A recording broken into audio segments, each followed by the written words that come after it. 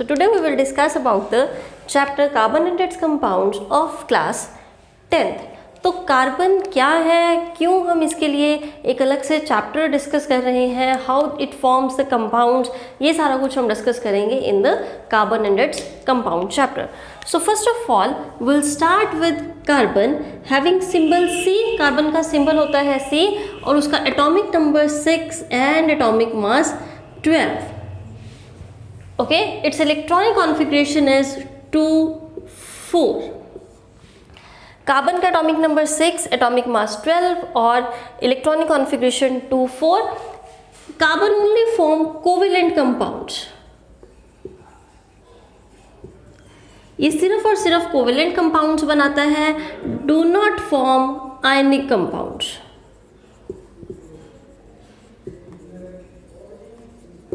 ये ionic compounds नहीं बनाता.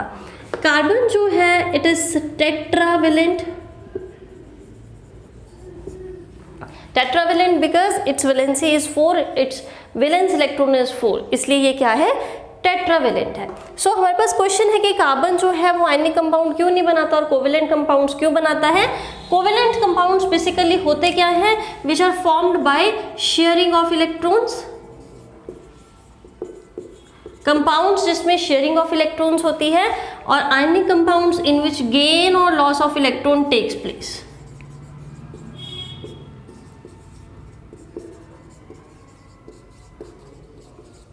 Clear? So covalent compounds are formed by carbon as it is having the valence electrons 4 or it is due to tetravalency. Okay? So अब हम बताते हैं कि carbon जो है वो आयनिक कंपाउंड क्यों नहीं बनाता. So सबसे पहले कार्बन कंपाउंड बनाएगा बाय गेनिंग 4 इलेक्ट्रॉन्स और बाय लूजिंग 4 इलेक्ट्रॉन्स. अपने आप को स्टेबल वो कैसे करेगा, या तो 4 इलेक्ट्रॉन गेन करेगा या फिर 4 इलेक्ट्रॉन लूज कर देगा. Clear? As we know octet rule क्या होता है, जब हमारे पास लास्ट शेल में 8 इलेक्ट्रॉन्स हो वो एटम क्या होगा, स्टेबल होगा. So when we add 4 electrons तब यहाँ पे 8 इलेक्ट्रॉन्स होंगे, या फिर हम जब 4 इलेक्ट्रॉन्स बाहर निकाल लेंगे और इसका डुप्लेट रह जाएगा और तब ये स्टेबल होगा. क्लियर? सो अब इस केस में कार्बन के केस में ना ही कार्बन 4 इलेक्ट्रॉन्स गेन कर सकता है और ना ही 4 इलेक्ट्रॉन लूज कर सकता है. Do not gain electron, do not gain 4 electrons due to small size of carbon. क्योंकि कार्बन का साइज क्या है, स्मॉल है. साइज स्मॉल होने की वजह से there will be electron electron repulsion. यहां पे क्या होगी, इलेक्ट्रॉन इलेक्ट्रॉन रिपल्शन होगी और 4 इलेक्ट्रॉन इस एटम के अंदर, एक्स्ट्रा 4 इलेक्ट्रॉन इस एटम के अंदर एकोमोडेट नहीं हो पाएंगे. Clear? And next, it do not lose the electron. ये 4 इलेक्ट्रॉन्स भी लूज नहीं कर सकता. क्यों नहीं कर सकता, because large amount of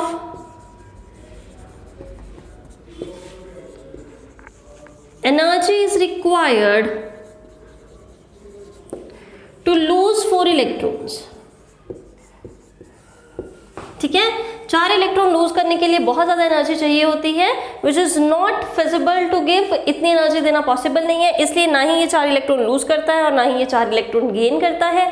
it only shares the electron with the other atom and form the covalent compound. Clear?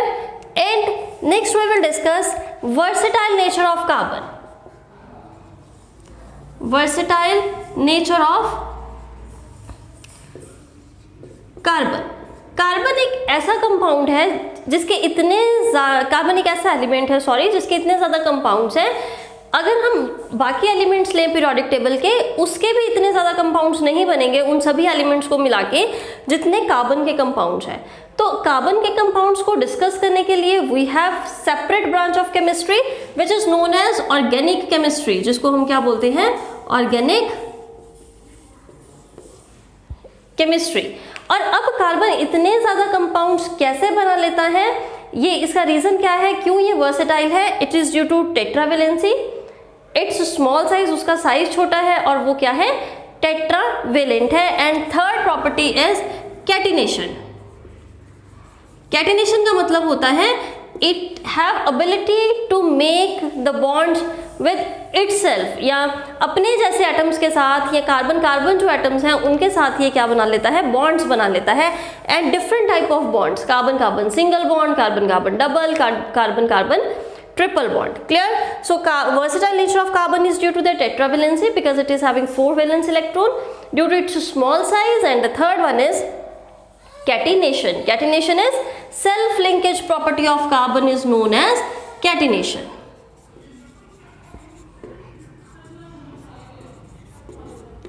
Self linkage property of carbon बोलते हैं catenation. And next we will discuss about the compounds of carbon. So अब हम करेंगे compounds of carbon. Carbon के कौन कौन से compounds हैं, इसमें हम स्टार्ट करेंगे विद हाइड्रोकार्बन्स. क्लियर? कार्बन के कौन से कंपाउंड को हम एम्फसाइज कर रहे हैं, हाइड्रोकार्बन्स. हाइड्रोकार्बन्स क्या है, these are the compounds which have both carbon and hydrogen atoms and their derivatives.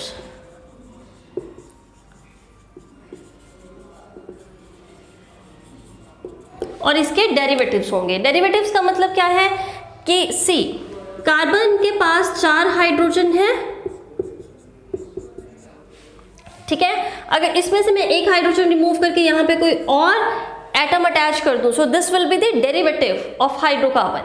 It means by removing the hydrogen we will add some another atom that will constitute the derivative of hydrocarbons. So we have two type of hydrocarbons, one is saturated and second is unsaturated. Saturated hydrocarbons and unsaturated hydrocarbons. Saturated hydrocarbons are those which contain carbon-carbon single bond, वो compounds जिसमें carbon और carbon में single bond होती है. And unsaturated are those which contain carbon-carbon double and carbon-carbon triple bond.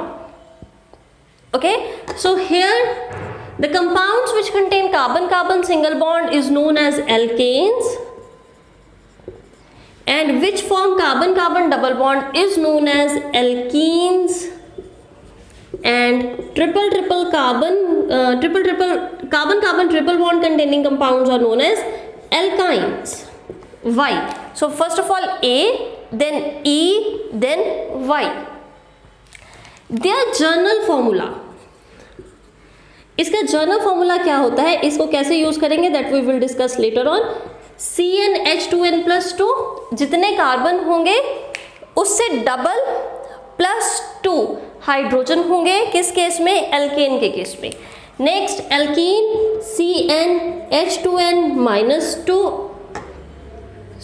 CnH2n and alkyne CnH2n-2. So these are the journal formulas of alkane, alkene and alkynes. So next we will discuss कि हम ये कहाँ पे use करते हैं इन journal formulas को और कैसे यूज करते हैं. So we will start with alkane, alkene and alkyne. Alkane का जर्नल फॉर्मूला, देन alkene का, देन alkyne का. So यहाँ से हम स्टार्ट करते हैं. N की वैल्यू अगर हम 1 पुट करेंगे, अगर कार्बन क्या है, 1 है. Clear? So we have C1H 2 × 1 2 + 2 4, और इस केस में C1H2 और इस केस में C1H0. क्लियर? अब इनके अगर हमें नाम लिखने हैं तो वो कैसे लिखेंगे, सबसे पहले देखते हैं कि ये पॉसिबल है या नहीं है. ये देखो 1 कार्बन, इसके आसपास कितने हाइड्रोजन है, 4 हाइड्रोजन्स है. We will attach 4 hydrogens like this. Clear? Carbon के आसपास 4 बॉन्ड्स होनी जरूरी है, तभी वो स्टेबल होगा. तो यहाँ पे उसके आसपास 4 बॉन्ड्स हैं, that means carbon is stable and this compound will form. But in this case 1 carbon and hydrogen, 2 hydrogens, so we will attach 2 hydrogens like this. और it means यहाँ पे 2 ही बॉन्ड्स हैं कार्बन की, जो कि पॉसिबल नहीं है. कार्बन को स्टेबल होने के लिए उसके आसपास 8 इलेक्ट्रॉन्स चाहिए. यहाँ पे सिर्फ कितनी बॉन्ड्स हैं, 2 बॉन्ड्स हैं, 2 बॉन्ड्स मतलब we have 4 electrons which is not possible, so this will not form, ये नहीं बनेगा. Clear?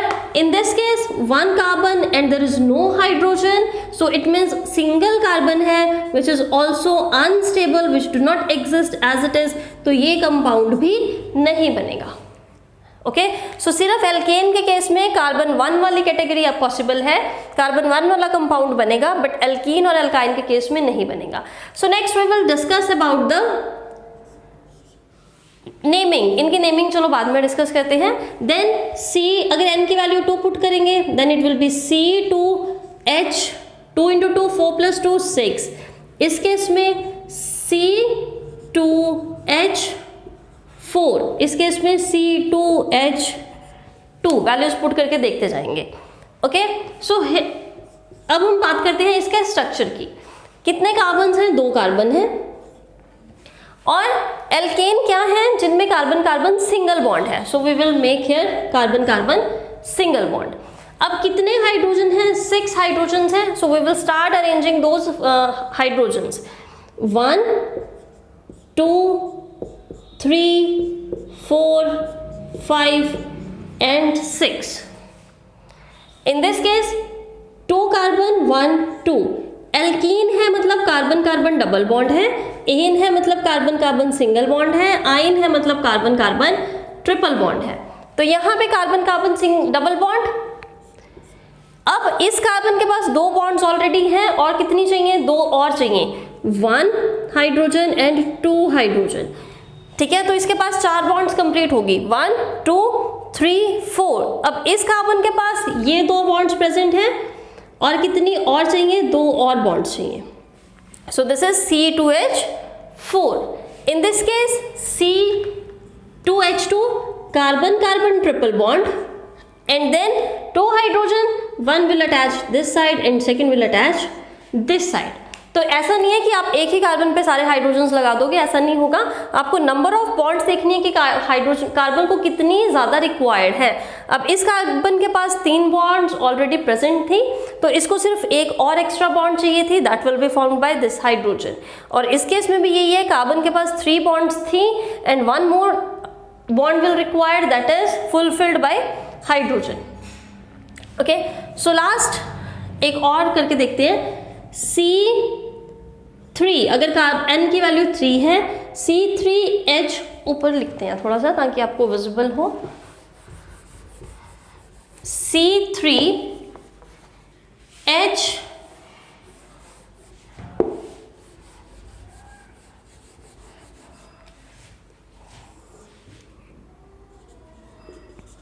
so C3H8 C3H6 C3H4 इस फॉर्मूले में पुट करके आप ये वैल्यूज निकाल लोगे.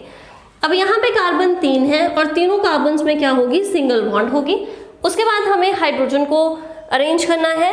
इस कार्बन के पास 3 बॉन्ड्स होगी, 1 is already present, 1 2 3 1 2, 2 already present है. इसके पास एक बॉन्ड ऑलरेडी है, then 1 2 3. Clear? So total number of hydrogens are 8. सो यहाँ पे भी 8 है, 1 2 3 4 5 6 7 8. इस केस पे कार्बन 3 है और 6 हाइड्रोजन है. So we will arrange 3 carbons like this and carbon carbon double bond. इन के केस में तो जो डबल बॉन्ड है वो हमें एक बार ही लगानी है, चाहे यहाँ पे लगा दो और यहाँ पे सिंगल बॉन्ड ही रहेगी, या फिर क्या करो, इन 2 कार्बन्स पे लगा दो और पीछे सिंगल बॉन्ड लगा दो, मतलब डबल बॉन्ड एक बार ही लगेगी. ओके, सो और अगर लेट्स सी, अगर हम 2 बार कार्बन कार्बन डबल बॉन्ड लगा देते हैं तो हाइड्रोजन जो है वो सेटिस्फाइड नहीं होंगे, that I will show you here. अब देखो, हियर वी हैव 1 बॉन्ड, सो इसको 3 और बॉन्ड्स चाहिए. अब इसके पास 2 इस तरफ 1 इस तरफ, मतलब 3 है, 1 बॉन्ड और चाहिए, 4. इसके पास 2 बॉन्ड्स हैं एंड 2 हमें और चाहिए. क्लियर? नेक्स्ट इस केस में भी ऐसा ही होगा 2 1 3। सो आप देखोगे कि 6 हाइड्रोजन कंप्लीट हो रहे हैं सभी में, 3 1 4 4 और 2 6, और इस केस में भी 2 + 1 3 3 + 3 6। बट अब यहाँ पे आ जाओ, अगर हम दोनों में डबल बॉन्ड्स लगा देते हैं तो 2 यहाँ पे है और 2 हाइड्रोजन हमें यहाँ पे चाहिए होंगे। 2 + 2 4, इट मीन्स इस कार्बन पे कोई भी हाइड्रोजन नहीं अटैच होगा। नेक्स्ट इस कार्बन के पास 2 बॉन्ड्स है और हमें 2 और हाइड्रोजन्स चाहिए होंगे। So the number of hydrogens will be 2 + 2 4, which is not fulfilled by this molecular formula.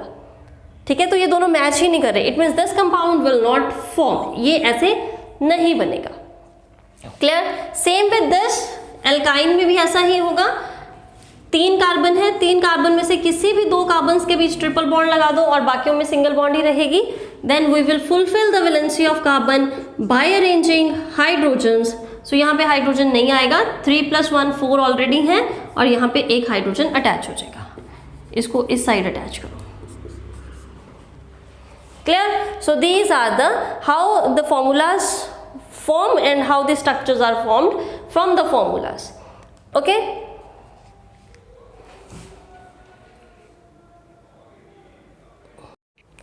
so next we will discuss about the naming of the compounds. alkane, alkene और alkyne को name कैसे देते हैं। जैसे हमने पिछले चैप्टर्स में पढ़ा होगा, methane, ethane, butyne, pentyne, pentene, ये नाम कैसे आते हैं। So we will discuss here.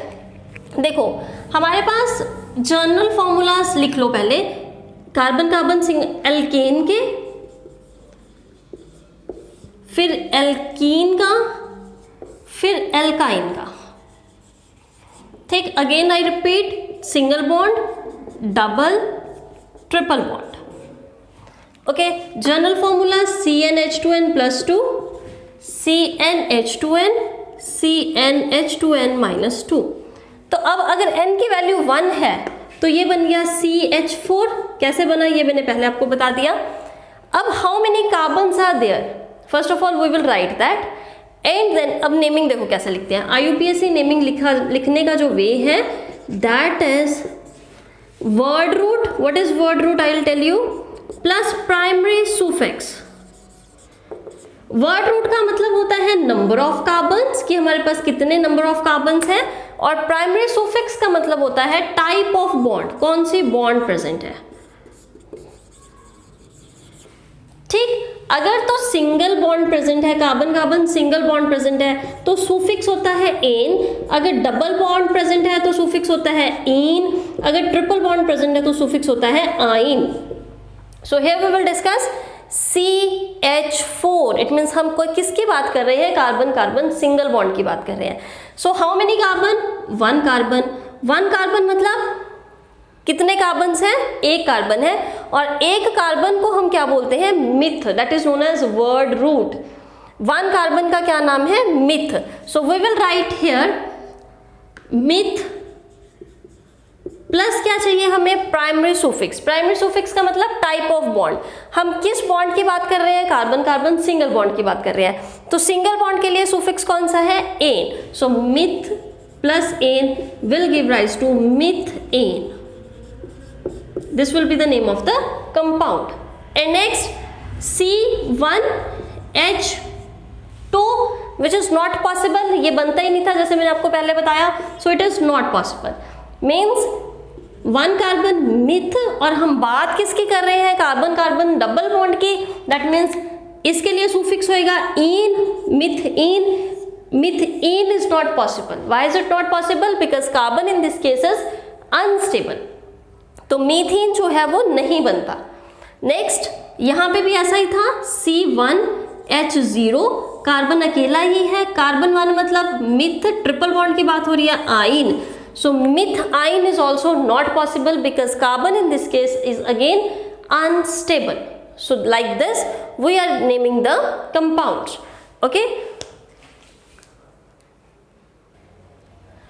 Now let's see. हमारे पास randomly हमें एलिमेंट कंपाउंड्स दिए हुए हैं। मान लो C3H8, C3H4, C5H12, C5H10, C6H 10 like ऐसे कंपाउंड्स दिए गए हैं। अब हम इसको कैसे नेम करेंगे, हमें कैसे पता चलेगा कि कार्बन कार्बन डबल बॉन्ड है, ट्रिपल बॉन्ड है या सिंगल बॉन्ड है, और what will be the name of the compound. Clear? पहले आपको type of bond find out करनी है कि ये एन है, इन है या आइन है। तो सेपरेटली आपने सभी के जर्नल फॉर्मूले लिख लेने हैं। 1 ये था एन का मतलब सिंगल बॉन्ड का, ये है इन का और ये है आइन का। क्लियर? अब n की वैल्यू कितनी है 3। अगर n में 3 वैल्यू पुट करें तो कार्बन 3 और हाइड्रोजन कितने आने चाहिए 3 × 2 6 प्लस 2 8। तो yes this formula matches with this one. So it means ये हम किसकी बात कर रहे हैं, एन की बात कर रहे हैं। इस फॉर्मूले में जो स्ट्रक्चर बनेगा वो क्या होगा, कार्बन कार्बन सिंगल बॉन्ड होगी। Clear? So now I will write the name of the compound. क्या नेम होगा, how many carbon 3 carbons. 3 carbons का मतलब प्रॉप, और टाइप ऑफ बॉन्ड कौन सी है इसमें, सिंगल बॉन्ड, प्रॉप एन। अब आ जाओ सेकेंड में C3H4। अब एन में तो C3H8 आ रहा था, मतलब ये सिंगल बॉन्ड तो है नहीं, डबल बॉन्ड है या नहीं है ये देखते हैं। C3 अगर n की वैल्यू 3 पुट करेंगे तो हाइड्रोजन की कितनी आनी चाहिए 6, मतलब ये आपस में मैच नहीं कर रहे हैं। सो इट मीन्स ये इन वाला फॉर्मूला नहीं है। नेक्स्ट में आ जाओ C3H कितना है 3 × 2 6 - 2 4। So it means this is the formula for आइन, ये एल्काइन की बात हो रही है। तो यहाँ पे कार्बन 3 है, 3 कार्बन का मतलब प्रॉप, और टाइप ऑफ बॉन्ड क्या है ट्रिपल, दैट इज प्रॉप आइन। इसी तरह से C5 that is pent ene, here it will be pent ene, it will be hexyne. So ये ऐसे बनते हैं कंपाउंड। हमें नेम गिवन है तो हम फॉर्मूला भी कंस्ट्रक्ट कर सकते हैं। अगर हमें फॉर्मूला गिवन है तो हम IUPAC नेम भी लिख सकते हैं। क्लियर? अब देखो अगर हमें नेम गिवन है लाइक हमें चलो इसको छोड़ो, आपको बताते हैं इथेन की बात हो गई। तो अब इसका फॉर्मूला लिख के बताओ। इथ मतलब कितने कार्बन्स की बात हो रही है, 2 कार्बन्स की, that means C2 number of carbons are 2। Ane है, एन मतलब कार्बन कार्बन सिंगल बॉन्ड की बात हो रही है, तो यहां से हम कार्बन की वैल्यू उठाएंगे, मतलब 2 कार्बन्स हैं और हाइड्रोजन कितने आने चाहिए C2, H is 2 × 2 4 + 2 is 6. This is it, C2H6. This is ethane. One more example, like we can say butane. ब्यूट मतलब नंबर ऑफ कार्बन्स, ब्यूट कितने हैं carbons 4, so this is C4। आइन के लिए कौन सा फॉर्मूला लगता है, ये वाला फॉर्मूला। यहाँ पे C की वैल्यू 4 पुट कर दो, C4H आ गए, 4 × 2 8 - 2 6। This is butyne. Okay, so this about the hydrocarbons, saturated, unsaturated, their structure, formula, and how we can construct the formula from the name and vice versa. So hope you like the video and the content given in it. If you like it, do share and subscribe the channel. Thank you.